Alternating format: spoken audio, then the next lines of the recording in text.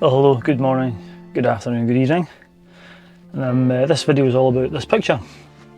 I was speaking with my dad a few weeks ago, and he gave me this picture a couple of years ago, and he's stood on top of a very famous mountain.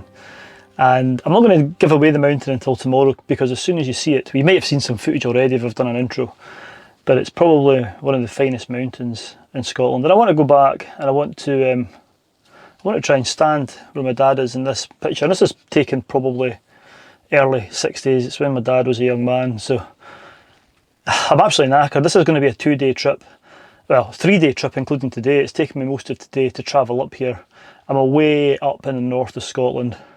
And then the plan is tomorrow is to walk in, hopefully camp somewhere at the base of the mountain. I would camp on the top of the mountain, but the forecast for the following day is very, very, very windy. So I don't even know if I'm going to get to the top, but I would like to try and replicate this photo, and that's the aim of this trip. So I'm not going to do much more filming tonight, so I'll probably bring you back tomorrow morning once I've had my coffee and once I'm on the trail.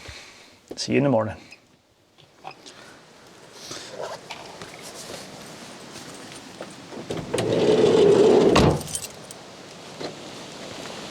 Right, I've been walking for a wee while through sort of some wooded scrub area and along the gorge. But I'm starting to get up and a bit higher and starting to get the glimpse of the mountains that I'm heading to. And you can see over here just the tops of them. Hopefully you can see them, and you might know where I am. I'm in Assynt. I've already seen a golden eagle. And that's another thing my dad was saying to me. And he's always said to me, whenever I've said I've been up here, he always recalls the story of his first sighting of a golden eagle, which was up in the Bealach in the mountain, which I'm heading to. He sat at the Bealach and watched this golden eagle above him.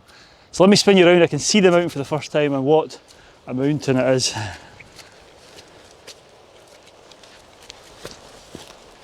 Yeah, hopefully you can see it. It's just starting to get shrouded in cloud. That's Suilven, and that's where I'm headed for. I was thinking of going up today, getting the tent pitched, and then maybe doing an evening, well, not an evening ascent, an afternoon ascent. The date is the 27th of December. So we're not far past the longest night, shortest day. I'm pretty sure the sun sets up here at about 3:30 or 3ish. It's only about 6 hours of daylight anyway. So I'm going to head down here and try and find a pitch. And then probably tomorrow, depending on how windy it is, I'll be heading up Suilven to try and replicate that photograph. But first things first, I need to try and get a decent pitch for the tent. Let's go and try and find one. Unlike a lot of other famous mountains like, I don't know, Ben Lomond or Ben Nevis or even the close by Stack Polly, Suilven requires a bit of a walk in. These other hills all start from the roadside, but that makes Suilven all that more special. It's kind of stuck in the middle of nowhere, and unless you're pretty fit, it's probably advisable to do it over a day or two. And the ground is pretty rough, so it's a bit of an expedition to get there. I decided to come down by the Loch, because I knew there was a couple of wee bays here that I could camp at, pretty sheltered, but this is one of them just down here. But I don't know if you can see just down there, a tiny wee beach. However, the water levels are super high and there's about half a foot of beach showing. And everything's waterlogged.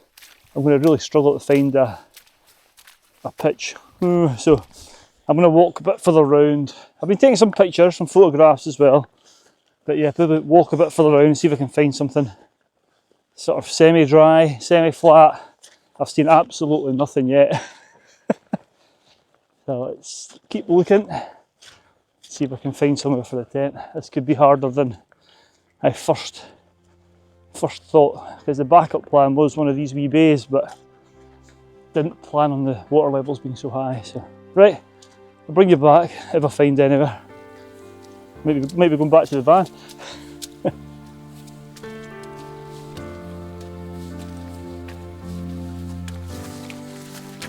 I'm a bit further on now, and you can see I'm starting to rise up. There's two different paths. One, which is way down yonder, if you can make it out, goes down and skirts the loch, And I was going to take that path because I kind of thought there'd be more pitches down there. But with the water levels being so high, I just don't think that advantage still stands. And everything down there is just waterlogged. So I thought, let's head up a bit higher and see if it's less waterlogged. I might live to regret this though, because I know the winds will be higher up and they're to pick up tomorrow. At the moment it's been quite pleasant, but let's see if I can find somewhere up here to pitch. I've done about 9 or 10 kilometres, over 3 hours now, and it's been relatively tough going. The underfoot conditions are tough. The path, well, there is a path on the maps, but it's not a great path. It's been pretty boggy, to be honest with you. But let's go. I just need to concentrate because it's quite steep here, as you can probably see. Right, I'll bring you back, hopefully, when I found the pitch.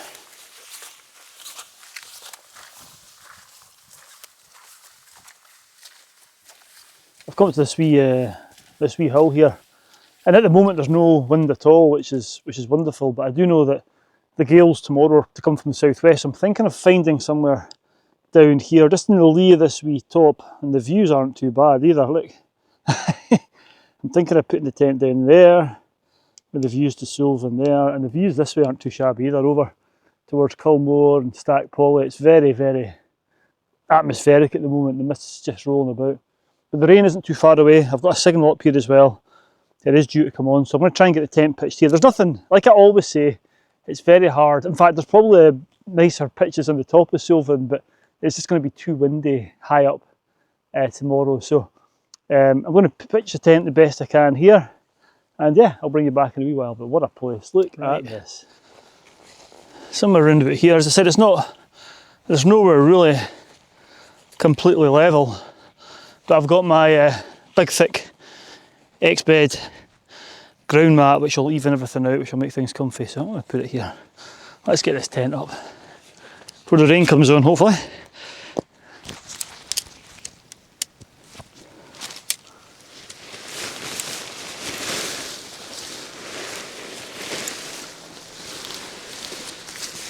Right, that's the tent up, as you can see.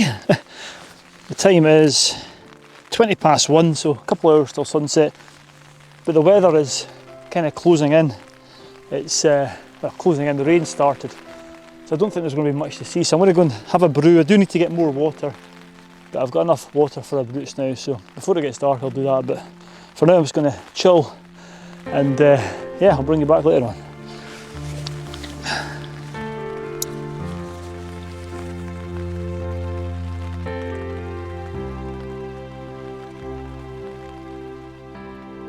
I chilled in the tent for quite some time, listening to the rain pattering down on the tent, but I did notice it going off for a short spell, so I took my chance and nipped over to a nearby lock-in to fill up with some water. But by the time I'd got my water and headed back to the tent, yep, the rain was back on. So I just headed into the tent and chilled out for quite a bit of time. Got my wee fire going here, and it's been a good day. I got the tent up just before the rain came on, about 2 o'clock. I took a wee donder down to the falls actually. Let me just turn this off. I took a wee donder down to the falls of Kirkhaig, and they were really impressive. Well worth a wee detour if you're coming up to Suilven this way. It's been raining since I got the tent up, and this is the first time it's raining a wee bit, but it's kind of gone off, and that's why I've got the camera out. I'm hoping that's it, and I'm really hoping tomorrow it's going to clear and that the hill's going to be clear, so I can try and mimic this shot. Try and get a shot. I always said to my dad that I'd try and get it and show it to him. So yeah, that's the plan for tomorrow morning. And my dad was, yeah, he came out with me quite a lot when I first started getting into the hill walking. I did it with my uni pals first, and then I got hooked, and like any good dad, whether my mum told him he needed to come out and make sure I was alright, but he used to come up the hills with me. The easier ones, you know, he wasn't, he did it when he was a young lad, but the next time was when I took it up, and he used to come and I remember going up quite a few of the Lors group and the Drummuchter Hills with him, and yeah, good times, good times. The other stories Dad was telling me a few weeks ago was the ones, he always tells me about the one when he goes up Ben Lors for sunset, and he got to the top, saw a beautiful sunset, and realised he had to get down in the dark, which is a story. And we're looking through some old photographs, and I've got some photographs of him as a scout leader, and actually some hills which we identified as, actually I think it's Stucacroin and Ben Vorlich that he was up. So maybe that's where I get it from. Maybe that's my love of the hills is from my dad's side. Who knows? Anyway, so tomorrow the plan is I'm going to try and get up early, and maybe try and get to the top maybe shortly after sunrise. I don't know. It depends on what the weather's like, and then head back down to the Bialach and try and get the photograph, sort of mimic the photograph. But we'll see. It's meant to get windy, but if I'm up early enough, I might miss the wind. Who knows? But anyway, for just now, I'm actually having some whiskey. I've got some Ben Riach here in my flask, so I shall have the rest of that, and I'll bring you back. Well, I'll not bring you back tonight. I'll see you guys in the morning. I'm just going to sit and enjoy this fire and my whiskey, and yeah, I'll report back, hopefully in better weather and with some clear skies. We'll see.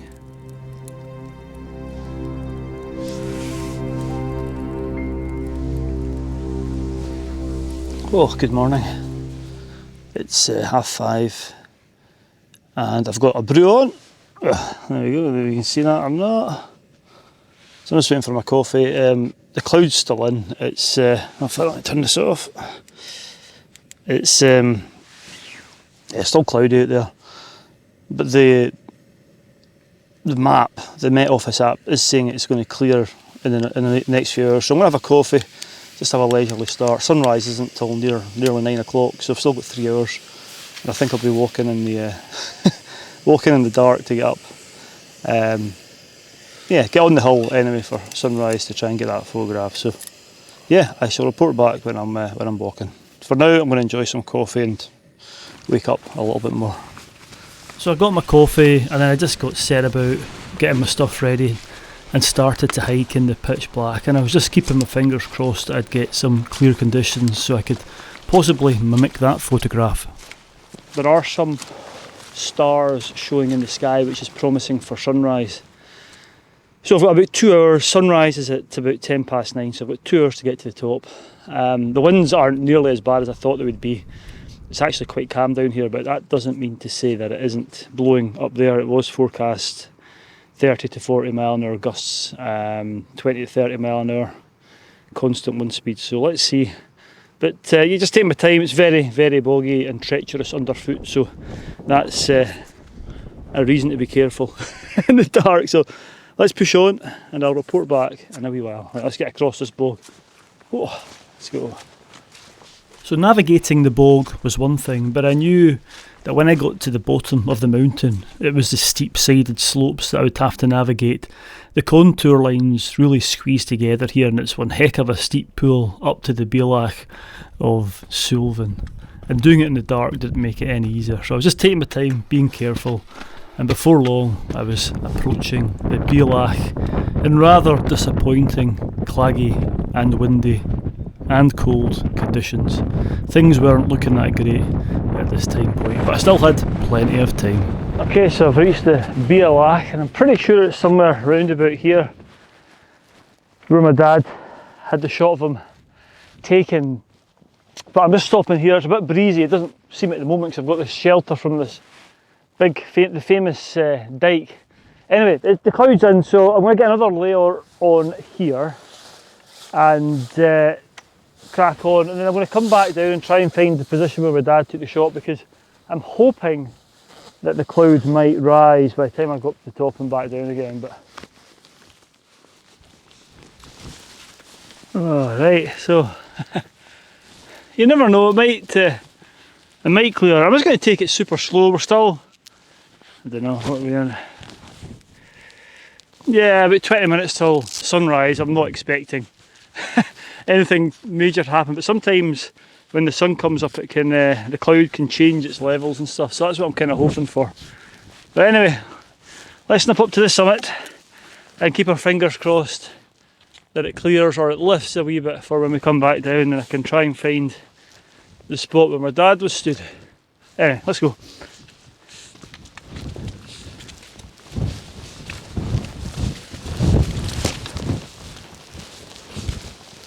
Oh, tantalising glimpse every now and again of the summit. I might get lucky, just over up there, just about make it out, but it looks like it's, I don't know, I'm not wanting to tempt fate, but whilst I'm ambling my way up Suilven, I don't know if you remember a few videos back, I did a video on cherishing things and cherishing being able to come up to places like this and living in places like this, but I thought I'd just talk a wee bit about cherishing people and the people that you love, you know. Oh, look at this, it's kind of clear. I don't know if you can make it out behind me. Absolutely beautiful. Look at this wee bit here, this wee narrow passage. Let's stop in the middle here. Look at that wee gully down there. But yeah, just cherishing people, just don't take people for granted. Go and see them, spend time with the ones that you love, tell them you love them, all that sort of stuff. It's important, very important. Right, I'm feeling pretty good about this, you know that? I think I'm going to cherish this summit if it clears. Even if it doesn't clear, I might cherish it. But anyway, I'm kind of waffling a wee bit now, but you know what I'm getting at. Right, let's amble my way up to the summit. It was still looking pretty clagged in at this point, and I wasn't that far from the summit. Once you're up on the ridge, it's not too much of a pull to get up there, so I just took my time. And although you see me walking here, I was stopping and taking photographs and stuff. There was no rush, that was for sure. Oh, I'm very close to the top of Suilven. The winds aren't too bad actually, it's a typical Scottish day, but I can test this out. Because talking of family, my beautiful daughter bought me a wee gizmo gadget for my Christmas, so let's show you that is, but let's get to the summit first and I'll reveal my new toy.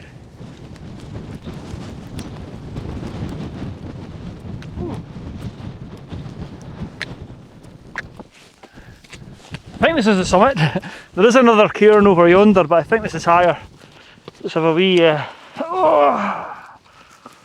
wee seat here. But I don't know, I'm still going to take my time. It's only, what time are we at? 9:30, so sunrise is only 20 minutes ago. So let's see. There's still a chance for this cloud to lift. The skies are quite clear above, but as I said, the main objective isn't getting to the summit, it's getting to the point where I can mimic the photo of Dad, which ain't going to happen unless it's clear, so I am just taking my time, which is also proving to be a bit more difficult than I thought because I didn't bring any food with me. All the food's back at the tent, and I just had a coffee about 3 hours ago, so my stomach is protesting. Anyway, what's this gadget I've got? Let me show you. My daughter bought me this. It's a wee weather station thing. I've always been a bit sceptical of these, but it's actually pretty good since I got it. It's in here somewhere. Let me just see. Here we go. So it's 2.6 degrees at the top apparently. And 20 mile an hour gusts. That's pretty cool. Anyway, that's the toy, which is great. I'm going to use that. Right, let's hang about for a bit and just keep our fingers crossed that something happens with this cloud, i.e. it disappears. Tell you what I'm looking forward to is getting back to the van and putting the diesel heater on because it ain't warm. I'm glad I've got my hard shell with me. It's cold. Right, I'm going to head down now really slowly. It's really frustrating because I can see blue sky above me. Always the way in it. Right, let's wander back down to the Beelac and try and find that photo. It wasn't totally clearing, but every now and again I'd get a little bit more brightness and some blue sky would appear just above my head, so I was just taking my time, just really hoping that it was going to clear, but you can't control the elements, especially in Scotland. Well, as is always the case, as soon as I left the summit, things started to change. And we're starting to get some views. Oh, be careful here. Look at that behind me. I don't know if you can make it out, but the cloud is starting to clear. I can see over to Culbeg and Culmore and Stack Polly, and it's just an amazing landscape. And then down here is where I'm headed. And I'm hoping that this cloud's going to clear because you get a great view just to the north. Just about there is that iconic view. So I might hang around here for a wee while and just see if I can get a picture. But things are looking good for getting back down to the Bealach as long as this continues to clear. Yeah, it could be in luck. Oh, it's starting to clear now, look. You'll know what I mean when I say iconic view in a minute. Whilst I was waiting for the cloud to clear, I had a thought. This area straight ahead of you in the middle of the picture, I kind of had it in my head that that might have been the point where my dad had taken the picture, so I headed down there to have a look. I was convinced. I have no idea. I kind of convinced myself that it might have been round about here, which is nowhere near the Bealach, but still quite near the, the summit. But whilst I was hanging around, hoping for the cloud to clear, as you can see it's dropped down again, I was looking at the photograph of my dad. I kind of thought this bit here resembled it. So I'm not sure. I'll try and pose. You got a hand in the pocket. Looks completely different. I don't know if this is a spot or not, but anyway. Let's see when I go back and analyse it. Obviously the angles on the lenses are different. But this could be the spot where that photo was taken in the early 60s. Right, let's go back down and see if there's any other spots that look anything like the one that he had. Although I may have got the pose right in that last photograph, looking more closely it was clear that this wasn't the spot. Well, I was coming down and got some really nice it looked like the sun was going to break through and I was going to get that view, but it's kind of clagged in again, so I'm going to give it another 10 minutes. And I've been thinking as well about the picture of whereabout it was, because the reason that I kind of thought up there, that last piece, was because in the picture you can't see that dike. That's quite a prominent wall. If it was taken at the Bealach, you'd probably see that. So I think it probably was up there, but yeah, unless this clag clears, I'm not going to I'm not going to get another chance to see if it is down there. But I want to give it 10 or 15 minutes here and just patiently wait as my feet and my toes turn to ice and hypothermia sets in. And you never know, we might get a view this way as well. That's the view that I'm hoping to get a picture of, but I really want to get a picture of where my dad was standing. Yeah. Doesn't look so promising now. Oh, I just saw an eagle as well. Talk about, yeah, I don't know if I mentioned earlier on, but my dad used to always talk about the first time he saw an eagle was here, right in this Bealach. So yeah, one just floated by over there. I don't know if I caught it on the camera or not, but anyway, right, shut up Murray. I hung around some more and it was really getting windier and colder, but it was clear that things weren't getting better weather-wise. Oh right, I'm taking shelter here behind the big dike. It's really blowing a hoolie. In fact, the winds are really picking up. I think this could be null and void, although it is clearing a wee bit. You can see over to the second top, so I'll maybe snip over here and see if I can get another view, but I honestly think where I was the same place where Dad was. Oh, right. This could also have been the shot. It's kind of hard because yeah, it's kind of claggy, so I can't quite see the mountain behind me, but I've come up onto the other peak, can't remember the name of it. They might have been stood here with the Suilven behind me, because I can see a kind of feature running left to right. Sorry, I'd forgotten to turn my microphone on here, so the audio's really bad, but I'm just saying that I think this is the spot because I can actually see the dike and I recognise it on both my view and on his picture, so I'm pretty sure this was a spot. Yeah, I think I'm almost certain I'm at the spot now. What's giving it away is the bit that I didn't think I could see was the dike. I don't know if you can see it, maybe the cameras are just a bit too low because it would have been taken, the picture probably by one of his pals at head height. You can see the dike going left to right. Actually, this is definitely the spot where my dad stood all those years ago.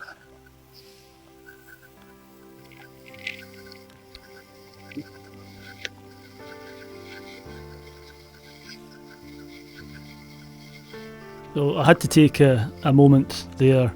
Again, apologies about the microphone at that spot, it wasn't great, I'd forgotten to turn it on. But anyway, here you can see the picture of my dad, and the rectangular point shows where the dike is, which I had missed completely. And then if we look at where I'm standing, this is just a still from the video, you can see the dike just about in that position. So I was in the sort of right sort of vicinity for the photograph. So I'm not in the right pose here because I was absolutely freezing and it was getting windy, and I was actually just thinking about getting back to the van and warming up. But here's the 3 photographs. I think the pose on the far right's better, but it's in the wrong location. Oh well, I've hung around for another half an hour. It's just getting so cold and the wind, as I said, is picking up. I think that is the shot. Well, I'm almost certain. I'm not sure if the video will look anything like the photograph because the clag was in, but I think I'll need to return here when the weather's a bit better and try and, yeah, emulate that shot again. But for now, it's time to get back to the tent, pack that up and then get back to the van. I'll report back either at the tent or the van.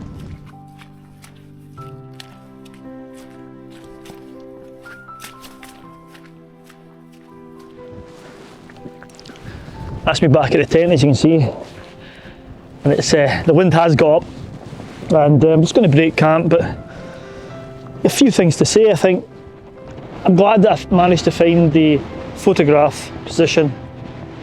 My dad used to watch all the videos and he'd let me know what he thought of them, good, bad or indifferent. But this is one video. This is one video I'll not see.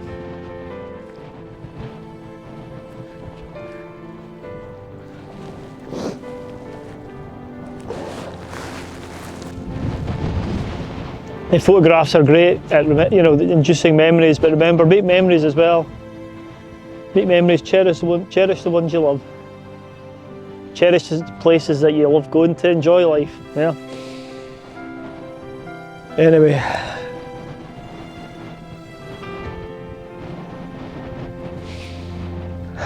Right, I'm going to end the video here. I'll stick some photographs up at the end. Hope you've enjoyed it. Stay safe out there and I'll see you in the next adventure.